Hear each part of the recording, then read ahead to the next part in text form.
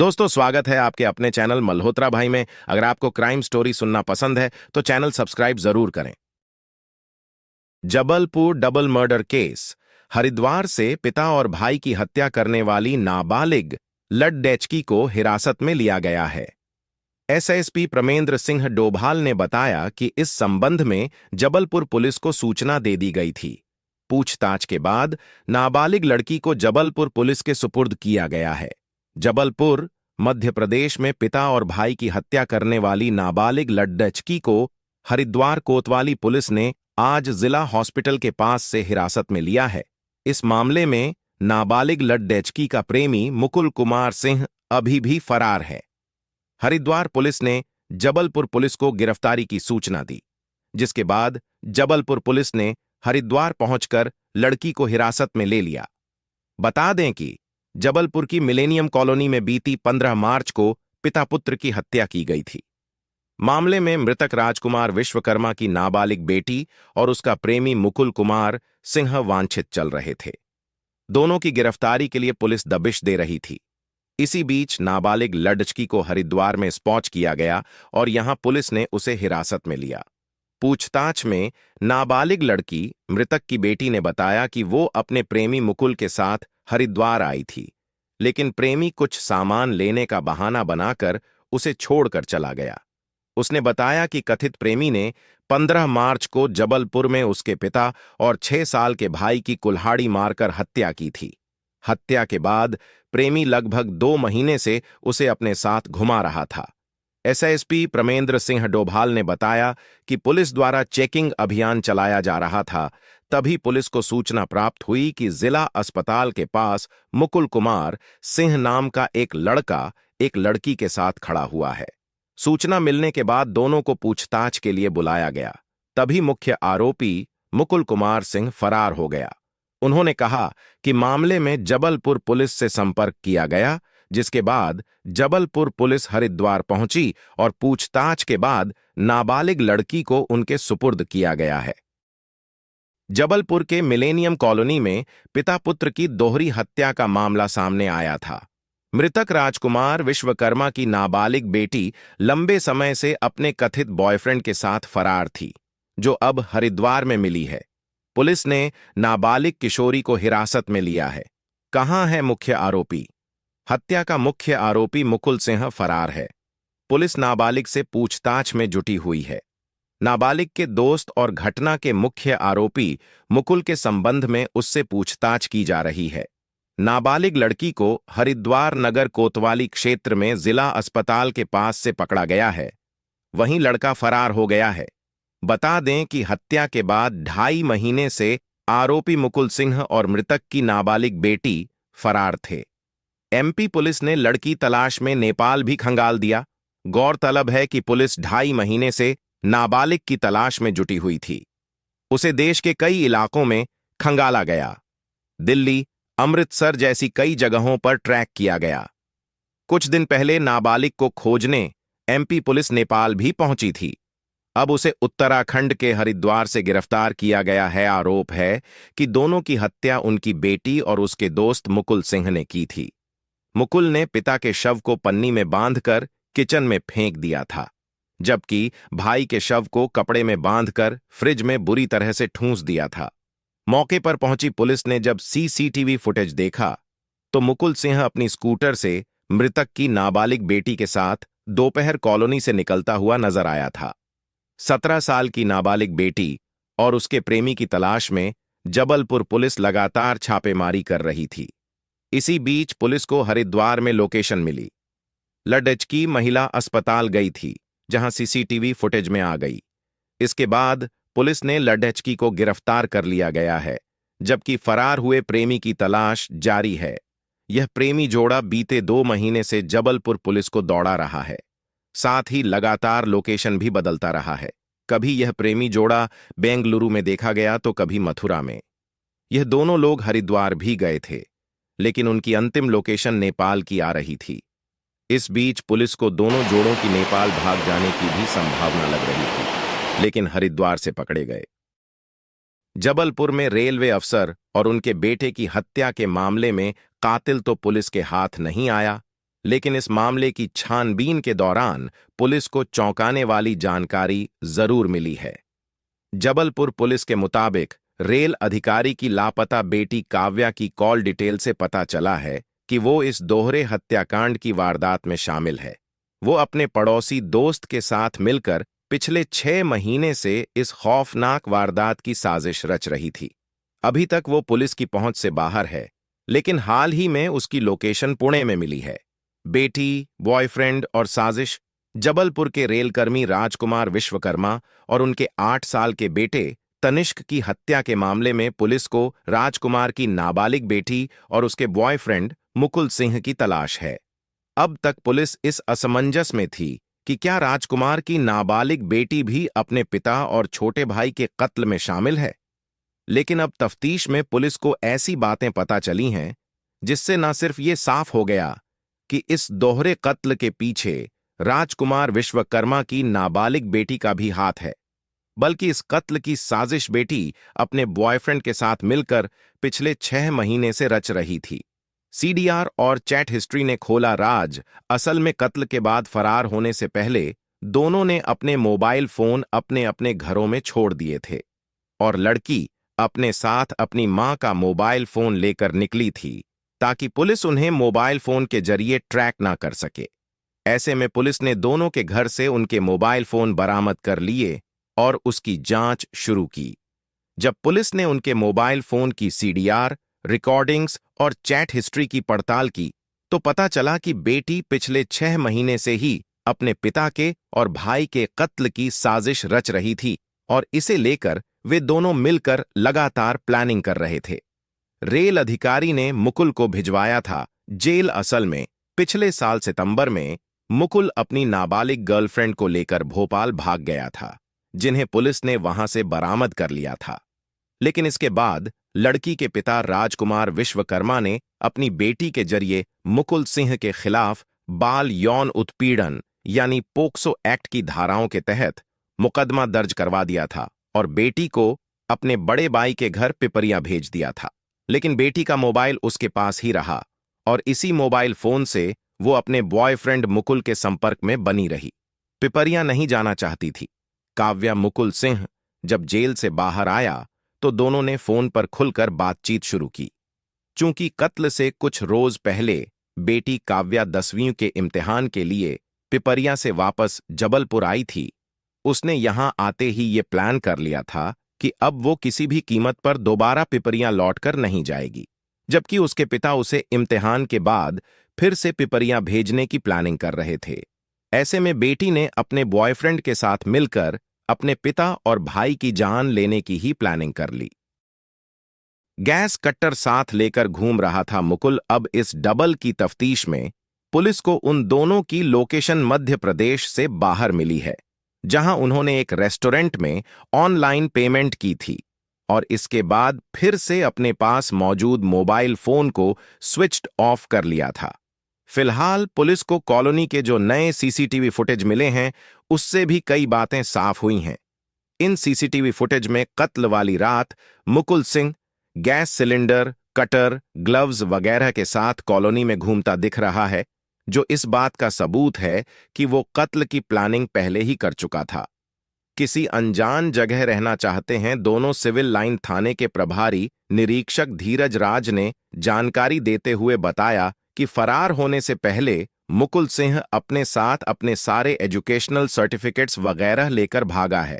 ऐसे में शक है कि शायद दोनों अपने घर से दूर किसी अनजान जगह पर अपने हिसाब से जिंदगी जीना चाहते हैं और मुकुल काम की तलाश में है। दोनों के पकड़े जाने का इंतजार, यानी अब तक की तफ्तीश से कत्ल का मकसद, साजिश और साजिश के पीछे छुपे इन दोनों चेहरों की कहानी तकरीबन साफ है। बस इंतजार है तो दोनों के पकड़े जाने का। इस दौरान पुलिस को उनकी आखिरी लोकेशन पुणे में मिली है। बताया जा रहा है कि काव्या ने वहां अपने एटीएम कार्ड का इस्तेमाल भी किया था, इसीलिए पुलिस को उसकी लोकेशन का पता चल गया। ऐसे सामने आया था डबल मर्डर का ये मामला। इस खौफनाक कहानी का आगाज 15 मार्च 2024 को उस वक्त हुआ जब जबलपुर से करीब 225 किलोमीटर दूर पिपरिया में रहने वाली आरती के मोबाइल पर एक व्हाट्सएप ऑडियो मैसेज आया। लेकिन आरती की नजर इस ऑडियो मैसेज पर करीब 4 घंटे बाद पड़ी। ऑडियो मैसेज उसकी चचेरी बहन 16 साल की काव्या ने जबलपुर से भेजा था। काव्या राजकुमार विश्वकर्मा की बेटी है। उसने मैसेज में कहा था कि उसके पापा और भाई को किसी ने मार डाला है और दोनों की लाशें घर में पड़ी हैं। मैसेज देखने के बाद दी खबर देर से ही सही, पर मैसेज पढ़ते ही आरती घबरा गई। उसने अपने पापा को इस मैसेज के बारे में बताया। इसके बाद आरती के पापा ने फौरन जबलपुर में रहने वाले अपने जानकारों को इस बात की खबर दी। तब कहीं जाकर दोपहर 3 बजे के आसपास पुलिस को पहली बार इसकी जानकारी मिली। पुलिस की एक टीम अब फौरन रेलवे कॉलोनी पहुंची। घर का दरवाजा बंद था, जबकि घर के पीछे बालकोनी की तरफ का दरवाजा गैस कट्टर से कटा हुआ था। किचन में पिता, फ्रिज में बेटे की लाश घर में दाखिल होते ही पुलिस की नजर सबसे पहले किचन में एक पन्नी में लिपटी लाश पर पड़ती है। किचन में चारों तरफ खून की खून था। लाश की शिनाख्त राजकुमार विश्वकर्मा के तौर पर होती है।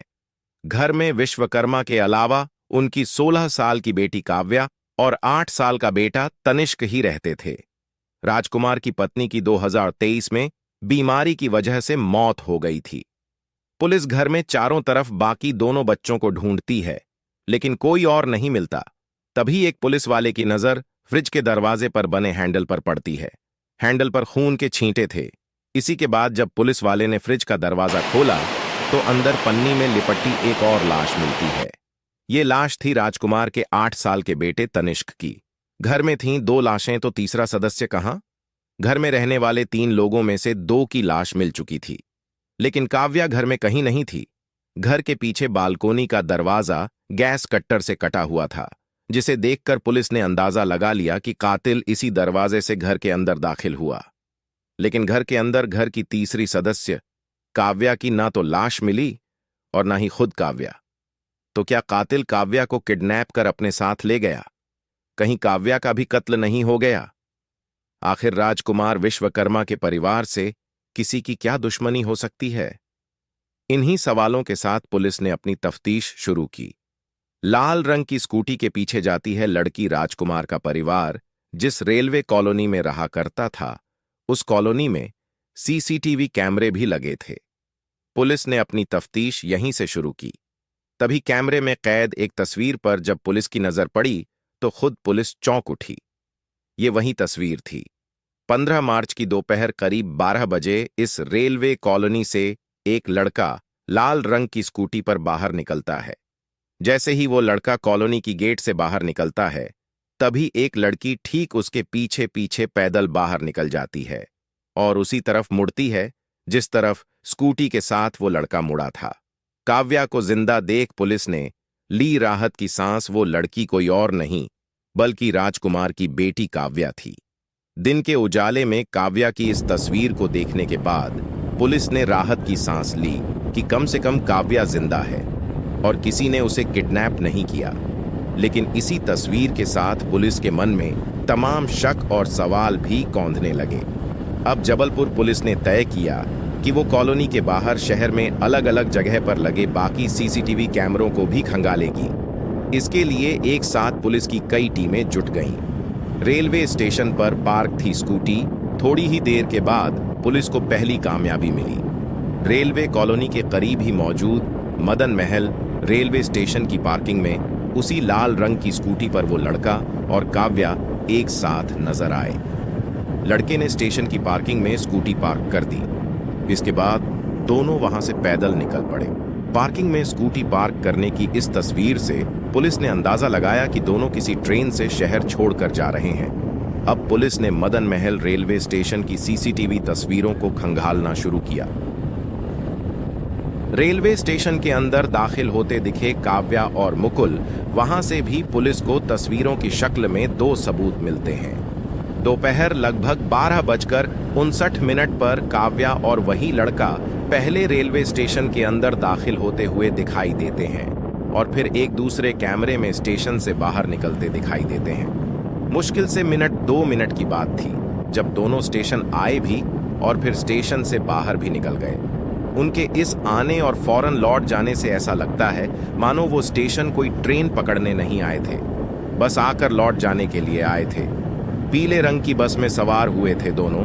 अब पुलिस की टीम रेलवे स्टेशन के आसपास के इलाकों के कैमरों को खंगालती है। पुलिस को फिर कामयाबी फिर मिलती है। इस बार काव्या और वो लड़का जबलपुर के आईएसबीटी पर एक कैमरे में नजर आते हैं। दोनों एक पीले रंग की बस की तरफ बढ़ते हैं और फिर बस में सवार हो जाते हैं। ये बस जबलपुर से कटनी जा रही थी। चूंकि बस कैमरे में कैद हो चुकी थी, लिहाजा अब पुलिस की एक टीम उस बस को ढूंढने में लग जाती है। बार बार बदल रहे थे। बस के ड्राइवर और कंडक्टर से पता चलता है कि वो दोनों कटनी से बहुत पहले आधारताल में ही उतर गए थे। अब पुलिस आधारताल के बस स्टैंड से जानकारी लेती है तो पता चलता है कि दोनों आधारताल से एक दूसरी बस में रवाना हुए और कटनी से बहुत पहले सिहोरा में उतर गए। पुलिस की टीम अब सिहोरा पहुंचती है। सिहोरा बस स्टैंड से पता चलता है कि दोनों ने वहां से एक और बस ली और फिर दोनों कटनी उतर गए। कटनी जाने के लिए बदली 3-3 बसें। अब सवाल यह है कि जबलपुर से 90 किलोमीटर दूर कटनी जाने के लिए दोनों ने 3 बसें क्यों बदलीं? वो जबलपुर से सीधे पहली बस से ही कटनी जा सकते थे। अमूमन ऐसा लोग तभी करते हैं जब वो पुलिस को चकमा देने की कोशिश करते हैं।